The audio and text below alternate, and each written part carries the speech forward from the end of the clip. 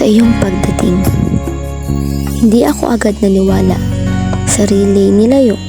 Ang paglapit mo ay iniwasan ko. Iniisip na marahil kaya ka narito. Ang dahilan ay kailangan mo lang ako. Ng mga panahon na yung pagdating, malungkot ka.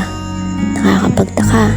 Ngunit bigla kang nagkwento ng personal na problema kahit noon hindi pa tayo talaga dikit sa isa't isa. Kaya natakot ako sobra na baka sa oras na muli kang maging masaya, mawala rin ako sa iyong mga mata na kaya lang nasa tabi kita.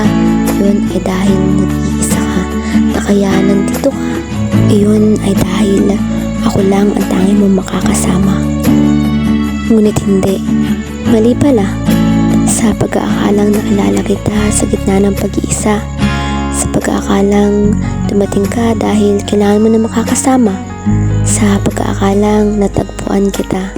Ako pala ang nakilala mo sa gitna ng pag-iisa. Ako pala ang tumanggap sa'yo dahil masaya kang kasama. Ako pala ang iyong natagpuan.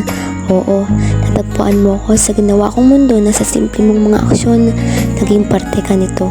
Kaya ang takot na nararamdaman ko ngayon ay hindi na para sa akin, kundi para sa iyo.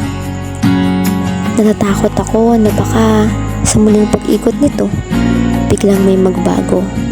Ako, na baka mas gustuhin kong bumalik sa sariling mundo kaysa alamin na tahakin ng mundong nasa iyo dahil una pa man bago ka dumating, iyon na ako. Ibang iba sa iyo at sa mundo mo.